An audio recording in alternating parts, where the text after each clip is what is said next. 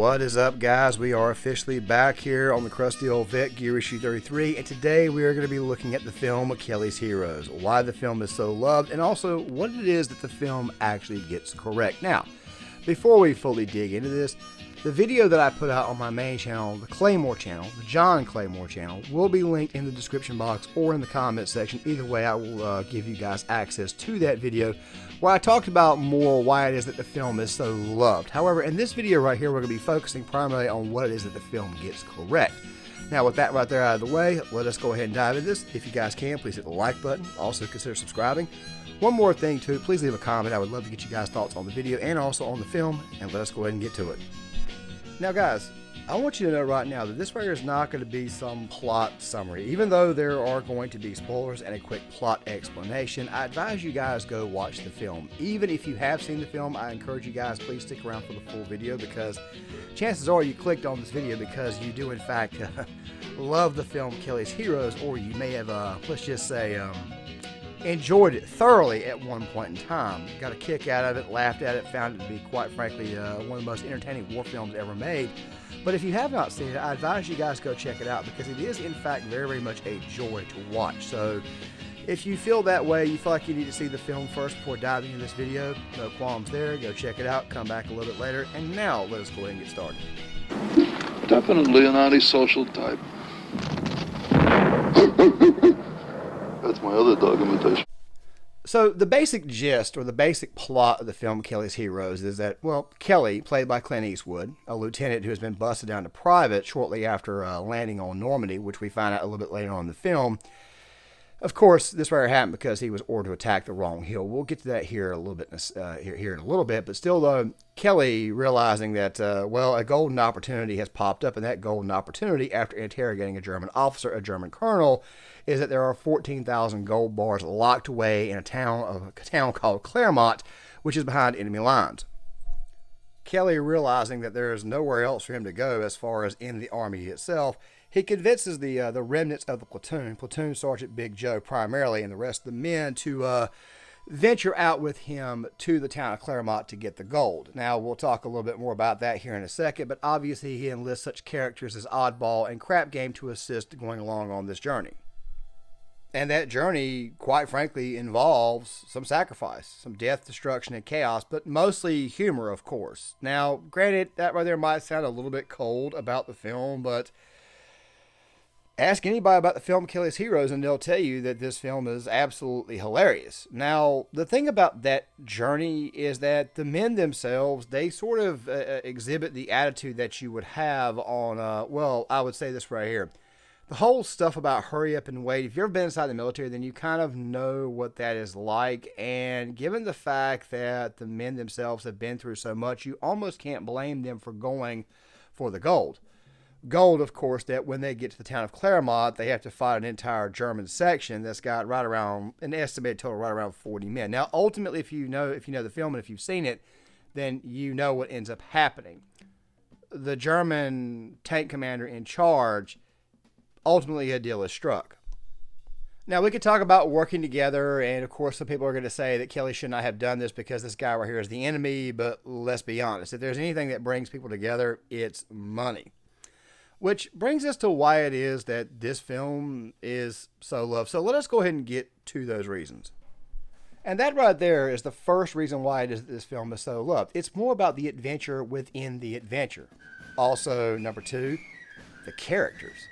I mean, guys, there are video compilations of the character of Oddball out there all over the internet. The quotes, things that he has said. As a matter of fact, I even put together a bit of a compilation myself that I'm going to play for you guys before I actually explain the character of Oddball to you guys and why it is that he is so loved. So let me go ahead and play that compilation, close to about 3 minutes. Yes, I know, it's kind of long for a compilation, but quite frankly, I just could not help myself. Bunch of refugees over there. Hey, it's the band. A band? What do we need a band for? Have a little faith, Crap Game. They're beautiful people. We swing down onto the railroad tracks and right over the Mother Bridge. Over the Mother Bridge. Sure. Suppose the bridge ain't there. Oh, man. Don't hit me with them negative waves so early in the morning. Think that bridge will be there. And it'll be there. It's a mother beautiful bridge. And it's gonna be there. Okay? Okay, Chief. It's still up.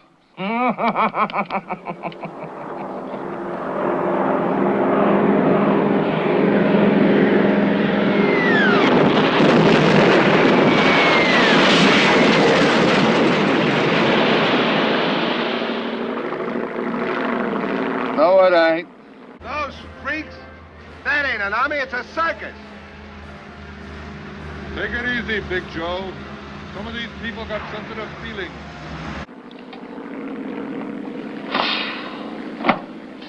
You see what sending out them negative waves did, Moriarty? Hey, that ain't my fault, Oddball. I've done nothing but have good thoughts about that damn bridge ever since we left.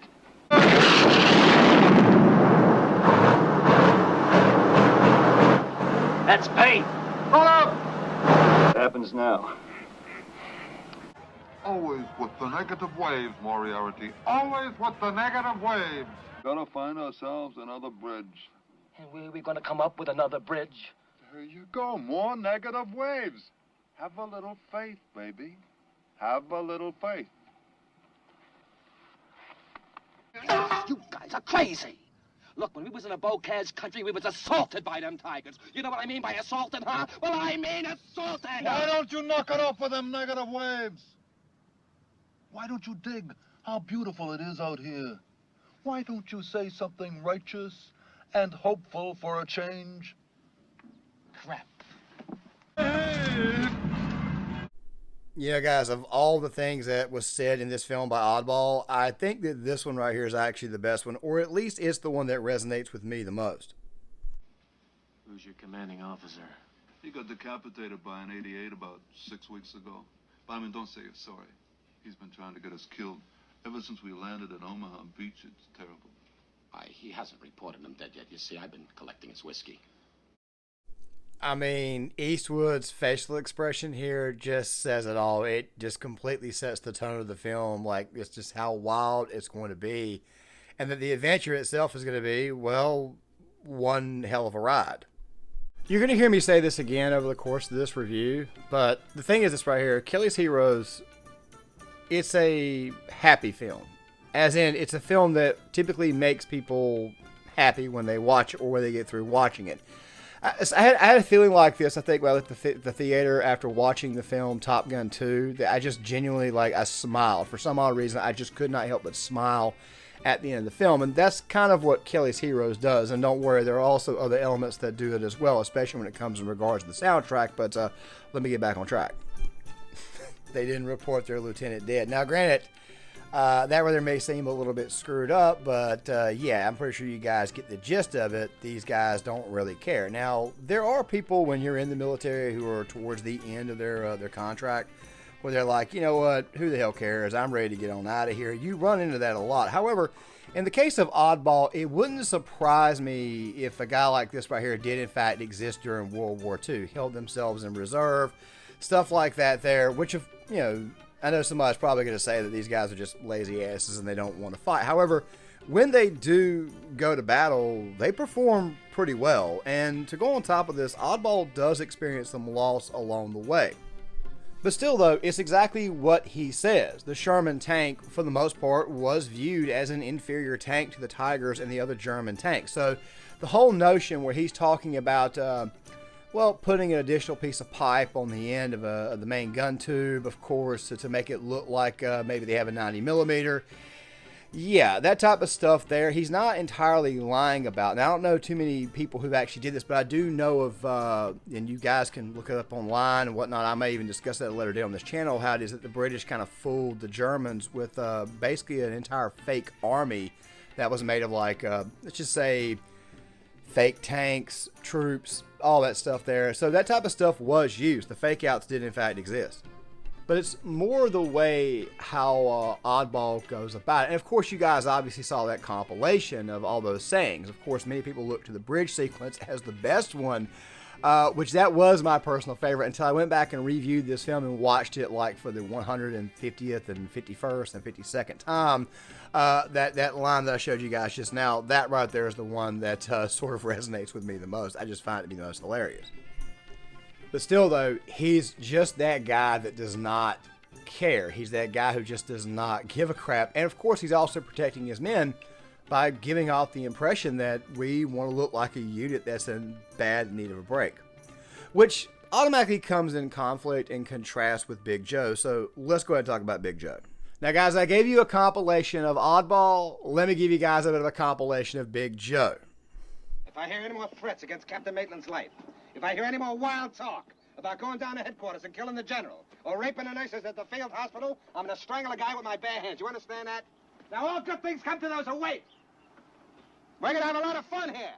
Whip at the jammed up in the rear. And jam them. We've lost 2 tanks already. I'm not sticking around to lose a third. You understand? Listen, we made a deal. Not with me. It isn't here. Howdy, cowboy. You can bet your boots on that, partner. Sergeant, partner. Right, Sarge. All right. Joe, Yeah. I think I've got the crabs. Well, it's a big noise with German intelligence. You ought to be able to tell us about Nancy, right? Under the Geneva Conventions, you only... Sit down. I'm not interested in defenses. I'm interested in hotels, okay? Go ahead. Captain, there's no booze, there's no broad, there's no action. That's another thing. Don't fool around with the women. Their husbands carry guns. And don't forget the penalty for looting is death. Loot what? There's nothing there to loot. Barbara. Shut up. Shave. Little wine, women, and song. A little chiquita for you, Pachuca, okay? It's going to take a little time to get organized, but I want that farmhouse to look like a nightclub. Little Joe, I want you to set up a bar. We ain't got no booze. We ain't got no booze. Well, we're going to get some booze. Big Joe is the prototypical platoon sergeant. All right, that's what you think when you think about a platoon sergeant. However, you learn very, very early on that he's really almost a lot like Oddball. He just goes about it a little bit differently. For example, when they're interrogating the German officer at the very beginning of the film, he's wanting to know about spots for the guys to chill at. It's almost like Oddball light. And he gives his thoughts on Oddball a little bit later on over the course of the film, but still, though, the point is this right here. Joe still cares about his men, and you kind of see this in the scene where he basically threatens Kelly, look, don't even mention this right here to the guys, or else I will get you kicked out of here faster than, well, you would be tossed so fast it would, quite frankly, make your head spin. You'd be busted out of the outfit, which, of course, we'll talk about Kelly here in a second, but the point is this right here. Big Joe cares about his men. And the thing that I've always looked at the most is that little sequence right before they decide to go to, on this journey to go get the gold, where he's talking about the men. He basically tells them, look, you don't want to volunteer. You don't want to stick your neck out for anybody. It's like the first the first rule of warfare. It's a snap. 16 million just waiting to be picked up. Did he forget to tell you it's behind enemy lines? I told him. Yeah? Did you tell him how to get through the lines and how to cover the 30 miles to Claremont? I told him. Then tell me! Listen, Joe, Kelly's got it figured pretty good. Listen, crap, this guy's gonna get you all killed. We're getting killed now, pal, for $50 a month. Damn right. What good is a bonus gonna do for you when you're dead? The risk is the same one we've been taking since we hit the beaches. Only then you didn't have a choice. Now you do. 3 days from now, we're going back into the line, Joe. But this time, we're doing it for ourselves. Kelly's even got us armor support. What armor? 3 Shermans from the 321st. Who's in command? It's a top-line outfit. I personally recommend these guys. You butt out, hustler. The only time you come out of the ground is when you smell a profit. Oh, yeah? Well, I'm coming out now because Kelly's got the perfect caper. Sure, for you it's a vacation. 6 days out of 7 you're behind the lines. We're at the broken end of a bottle all the time, so you, butt out. Who's in command? Guy named Oddball. Oddball. He's a freak. He's got 3 Shermans all ready to go. What kind of a guarantee is that? He's ready to go. He's a nut. Well, we're all nuts, or we wouldn't be here. And of course, the men, they basically gave you exactly what they thought. I mean, it's kind of like what that guy said when he goes, well, we're all crazy or we would not be here. The men don't really care. If we're going to be in country, if we're going to get shelled at, if we're going to get basically lose our friends, we're going to get paid in the process. But ultimately, as you guys know, Joe is basically one of the boys. He ultimately chooses to lead the men, which brings us to the actual leader himself, Kelly. Now, I know somebody in the comment section is going to say, hey man, what about Crap Game? Well, Crap Game is exactly what Big Joe said. a hustler. But we're talking about Kelly right now. So what's the deal with Kelly?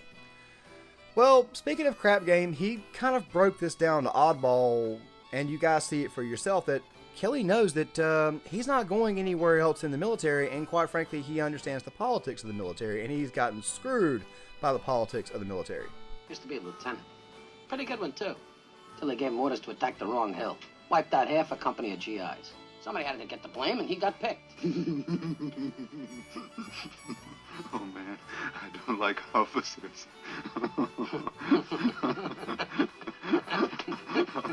Neither does he, so relax. Yes, Kelly, for the most part, is a man that just does not care anymore. He realizes he's not going any further, and quite frankly, he said, look, if I'm going to be here, I'm going to get paid for it like anybody else. Now, that part about Kelly being a good officer, you see this over the course of the film, that he does know how to lead, and you almost feel bad for him when you actually sit down and think about him getting screwed over after he was given orders to attack the wrong hill. By the way, I'm pretty sure that the unit he's with, I'm pretty sure that those right there are his men. They were a part of that operation, so they've already experienced loss. That kind of goes back to that guy screaming, well, we're all crazy. I mean, or else we wouldn't be here. Speaking of that guy, we'll be bringing him up a little bit later on when we go to the what the film gets right.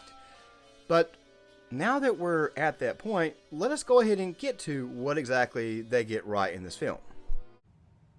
God almighty. You guys smell like you fell into a dung heap. Kind of makes you homesick, don't it? So, what does the movie get correct? Well, it's the little things. Like, for example, the characters that I've talked about so much. About Big Joe, about Kelly, about Oddball. But, of course, someone like, say, Crap Game, who's in supply, who doesn't want to come out unless there's some form of opportunity. Every unit has one of these guys. Of course, they don't always make themselves outwardly visible, but the thing that really makes this film work the way it does is actually the dialogue, but also, like I mentioned just now, the little things, little moments. Like, for example, when Oddball walks into the cafe, he says, look, I'm behind enemy lines. And, of course, there's this very funny, this very funny instance where the guy asks him, how'd you get there? And Oddball tells him, he says, well, look, you know, everybody seems to be kind of friendly. But also, the next moment where the guy is being kind of like let in on the deal, and, well, let me just let this right play out for you. Get in this thing. I cut you out everything. I don't need you. 60 feet of bridge I can pick up almost anywhere. Schmuck. All right. But with 3 tanks, it's easy. The 60-foot bridge is something else. I need support units, Oddball. I need at least 100 guys. Where do I find 100 men just like that? Yeah, that right there alone just makes me laugh. I mean, that right there alone is absolutely hilarious, especially when you figure out what's going on. Other things that make this film so great, that make it so enjoyable, and things that they get right, is obviously the stuff involving the politics. There's always going to be somebody who's connected to somebody else. I haven't spoken much about Maitland, who, by the way, is connected to another character that I have not spoken much about, which, of course, is General Colt, but here you go. Fighting spirit that I was talking about. Listen to that guy. If he was a major, he's a colonel Hey, Kelly, now. listen. This is the Gravediggers registration unit. We got a stake in this advance, too, you know. Did you ever hear enthusiasm like that in all your life? They even got the damn Gravediggers in there. Panzer, get me my uniform! It's stuff like that. However, something else, too, that oftentimes people don't really speak about when it comes to this film is the combat sequences. Now, I can already hear somebody saying this is not exactly how things went, and that right there is okay, but in 1970, for the film to be coming out alongside the film Patton, which was heralded for its combat sequences, I think that Kelly's Heroes does a very good job of it, not only at the beginning of the film with the sequence at the very beginning where they're driving the officer to the other side of the line, but also when they are driving under the cover of artillery from Mulligan. And then, of course, you've also got the ambush scene. And the scene that I like the most, obviously, is the fight at Claremont. I think that they got the tension of that correct. And I'll even give you one more example of what I mean, of Kelly's Heroes kind of getting it right. Something on the emotional that people oftentimes missed is this little sequence here that I'm sure you guys read the B-roll footage. This right here is the guy who earlier was the one who said, well, we're all nuts or we would not be here. Just look at the facial expression. Just look at the body language. He knows that this right here is like it's like the rubber has finally met the road for him. I mean, when the guys get bombed by their own Air Force, there's just something about it that just brings brevity rather than anything negative at all. I guess it's more along the lines of the way the story was told. But, you know, that right there is just another example. I mean, the town of Claremont, when the guys are actually going into the town, the way they were able to pull that off, there's a lot of tension there. There was actually, they did a very, very good job of building it. And of course, I'm playing some of the soundtrack for you guys now, dubbed over my voice, which of course also helps with copyright. But also even the ambush scene, going back to that. I mean, that right there I thought was a very good scene. And when the corporal was killed at the very end, I thought it was a very, very good job of setting the scene, because it is actually a quite melancholy type scene. They stayed behind because they could not get further, because there was a minefield they could not get through. It's the way they presented the film. That right there is what I, for the most part, feel they got right here. But moving forward, I think that the tension, I think that they get it correct, at least as far as filmmaking is concerned. Combat, you know, like I said, we can have a lot of fun, and we can tear it apart. And of course, we're going to be doing that a lot on this channel, especially when I do the next big project, which is going to be on the film Fury, which of course is probably going to be 2 or 3 videos, because there's a lot there to cover that you cannot fit in one video if I want to go totally in the details. At the end of the day, though, Kelly's Heroes is really just a good time. It's really just a film, and I mentioned this right earlier, it's a film that, quite frankly, just makes people smile. It definitely makes me smile. When you watch it, you don't just laugh at it. You genuinely walk away with a sense of happiness or an inner good feeling. The point is, it's a very, very good ride. It's got one hell of an adventure within the adventure, and you think about this, and it's also funny, the characters, as I mentioned before, but also one more thing, too. And it's something that I have not spoken about, which I will go ahead and conclude this video on, and that right there is what you guys are now hearing mixed in with my voice, and that right there is the chief song, the lead song to the soundtrack of the film. Which at the end of the day is exactly what Kelly's Heroes is. It's like a sense of brevity out of a lot of other films that are designed to be not laughed at or even smiled upon. And granted, I can already hear somebody saying that's kind of screwed up that you're laughing in a war film. Well, like I said, it's a war comedy. It's kind of designed to do that. I mean, it's definitely a lot better than other military comedies that I've seen over the years. Like, for example, Buffalo Soldiers, which I mentioned in the original video that I did on this topic, was not exactly a funny movie, even though it was built to be somewhat of a comedy. Same thing with Stripes, a little bit too over the top. Sergeant Bilko, too. But to close this video out, I can't help but talk about the song Burning Bridges, because Burning Bridges is what you think of when you think about this film. It's one of the few songs out there, I'm talking about from a very, very obscure band, the Mike Curb Congregation. It just goes to the overall sense of making you feel like you just saw something very good. It's actually a film with a soundtrack that actually makes you walk away with a bit of a smile. And speaking of that song too, it's almost fitting, but in a weird kind of way for this film. I understand that soundtracks, the key song is supposed to go along with the theme. Well, as I might have mentioned before, I don't feel like this right here was a stick it to the man type story. I think it was more of a going for it type story, but still though, when you listen to the lyrics of the song, which I may even do a breakdown on at a later date, you just get the sense that it's a song about a man that is saying, it's my way or the highway, and I don't care who the hell gets hurt in the process, even though he obviously looks back on it and there's a little bit of regret that right there's what's happening here. Where it is in the film, on the other hand, all these men are going home with at least close to $1 million. But hey guys, that right there is just my take on it. If you guys can, please hit the like button. Please subscribe if you guys are new here, if you like this type of content. Also, please leave a comment in the comment section. I would love to hear what you guys have got to say. Now, I may have mentioned earlier that Fury is going to be the next project, and it is going to be the next project. However, there's probably going to be one more video, maybe even 2 that come out before that project, because it's going to be a very, very large, expansive one. Of course, I'll probably do like I did with Full Metal Jacket and break up into 3 videos, but still though, a couple more movies coming out. I kind of want to go back to Rambo, to the Rambo series, and talk about parts 2 and 3. I never got to that, so I might go ahead and get those videos out. They're a little bit shorter, and it just leaves me more time to kind of work on the bigger ones, of course. But still though, please leave a comment in the comment section. I'd love to hear what you guys have got to say. Please hit the like button, and hey, if you want to just BS about the movie, leave some comments there too about it, and I'll see you guys later.